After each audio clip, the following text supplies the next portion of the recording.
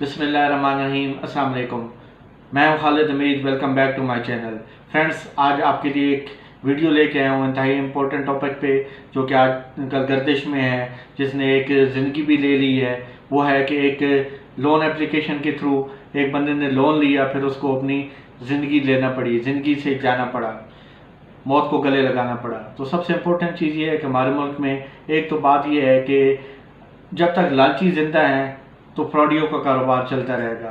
दूसरी बात यह है कि हमारे इदारे, हम लोग उस टाइम तक हम लोग जो है कोई उस पर एक्शन नहीं करते, कोई काम नहीं करते जब तक कि किसी की जान ना चली जाए, कोई सान्या ना हो जाए। इसी तरह का एक सान्या हुआ पिछले हफ्ते रावलपिंडी में। मोहम्मद मसूद नामी एक शख्स है, चाकरा का रहने वाला, रावलपिंडी का। उसने एक लोन एप्लीकेशन से कुछ लोन लिया। उस शख्स ने एक लोन एप्लीकेशन से 13,000 का लोन लिया। उसके बाद फिर वो कुछ दिनों बाद इजी लोन एप्लीकेशन से कुछ दिनों बाद ही जब उसने देखा कि वो लोन जो है वो तकरीबन 10 से 15 दिनों के अंदर ही वो लोन 1 लाख तक पहुंच गया, तो वो हैरान परेशान मजबूर हो गया। अब उसने क्या किया, अब उसको 1 लाख को पे करने के लिए मजीद उसने किसी भरोसा एप्लीकेशन से 1 लाख का लोन लिया।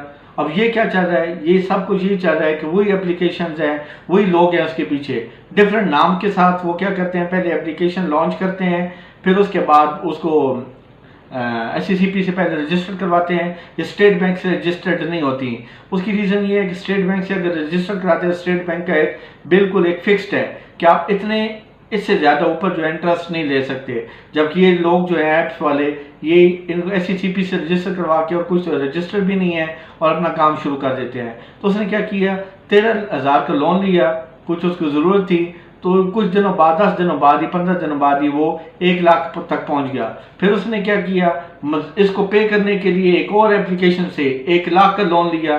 वो क्या हुआ, वो 10 से 15 दिन जब गुजरे तो वो 7 लाख तक पहुंच गया। तो वो बंदा परेशान हो गया।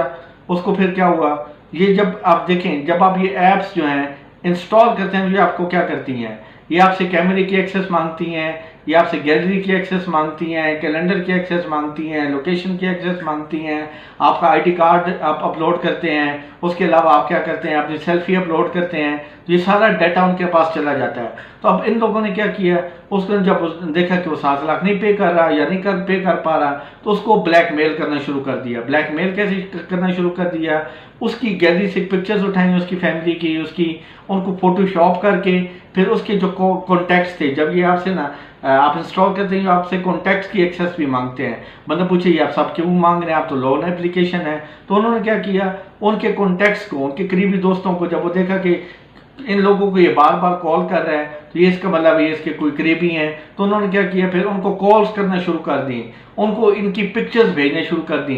कुछ पिक्चर्स ओरिजिनल थी, कुछ फोटोशॉप करके उनकी फैमिली की पिक्चर्स भेजने शुरू कर दी।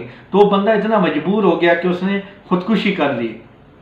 तो यही लोन एप्लीकेशंस हैं ये सारे, ये लोग ये देखें, सबसे पहले ये लोन एप्लीकेशंस वाले ऑपरेट भी पाकिस्तान से बाहर से कर रहे हैं। पाकिस्तान से ऑपरेट भी नहीं कर रहे हैं, सिंगापुर से कर रहे हैं, दुबई से कर रहे हैं, वहाँ से ऑपरेट कर रहे हैं। पाकिस्तान का जो लोगों का डाटा है वो भी इंटरनेशनली ये सोल्ड कर रहे हैं, ये सेल कर रहे हैं, बेच रहे हैं। तो उससे क्या हो गया, जब अब आप इनको सारी चीज़ों के दे देते हैं, एक्सेस दे देते हैं, तो इनके पास सारा डाटा चला जाता है। फिर ये आपको ब्लैकमेल करते हैं और आप ब्लैकमेल हो जाते हैं।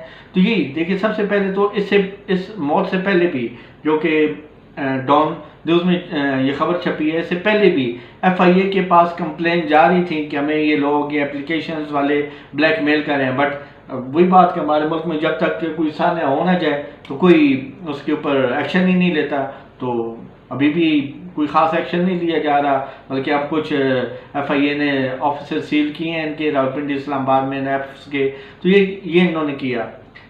जब आप इन एप्लीकेशन को इंस्टॉल करते हैं, आप अपना CNIC करते हैं, फिर ये क्या करते हैं, नादरा से इन्होंने अपने लोग बिठाए हुए हैं, वहाँ से ये क्या करते हैं, आपका फैमिली ट्री निकालते हैं। फैमिली ट्री से फिर आपकी फैमिलीज को नंबर निकालते हैं, फिर उनको कॉल्स करते हैं, फिर आपको ब्लैकमेल, इस तरह ये लोग करते हैं। तो सबसे पहले आप ऐसी एप्लीकेशन से बचें, ऐसे फ्रॉड से बचें। आपको अगर ये चाहिए तो आप अपना जो लीगल है, बैंक से लोन लें, इस बैंक से लोन लें। लोन से तो बचना ही चाहिए, बैंक लेकिन बहुत मजबूरी है तो आप बैंक से लोन लें।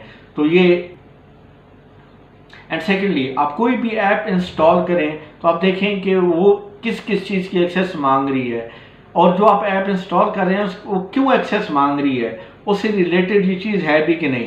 अब देखिए डाटा तो फेसबुक के पास हमारा सबसे ज़्यादा है, व्हाट्सएप के पास सबसे ज़्यादा है, बट वो ग्लोबल कंपनीज हैं, वो क्या करते हैं उनको ऊपर भी चेक हो रहा होता है कि ये कहीं डाटा, आपने कभी नहीं सुना होगा कि फेसबुक के व्हाट्सएप के किसी ने एम्प्लॉय ने कोई डाटा बेच दिया, तो ये तो नहीं होता। तो ये जो छोटी छोटी ऐसी ऐप्स हैं वो क्या करते हैं 10 दिन 15 दिन महीना 2 महीने चलाते हैं, फिर उसको डिलीट कर देते हैं से प्ले स्टोर से, और फिर क्या करते हैं एक नई ऐप के नाम से आ जाते हैं। SCCP से कुछ रजिस्टर होते हैं, कुछ रजिस्टर भी नहीं होते, और इस तरह ये आपको ब्लैकमेल करते हैं। सबसे पहले आप ऐसी ऐप से बचें, ऐसे इन लोगों से ब्लैकमेलिंग से बचें और इन लोगों की झांसों से बचें। ऐप लॉन्च करते हैं, उसके बाद फेसबुक पे एडवर्टाइज करते हैं, आपको एडवर्टाइजमेंट आती है फेसबुक पे, यूट्यूब पे, आप 10-10 हज़ार के लिए इनसे लोन लेते हैं और फिर आप इनके फंदे में फंसते चले जाते हैं। तो आप ये वीडियो अपने फ्रेंड्स तक शेयर कीजिए ताकि जितने लोग हो सके इस फ्रॉड से बच सकें। मुझे इजाज़त दीजिए।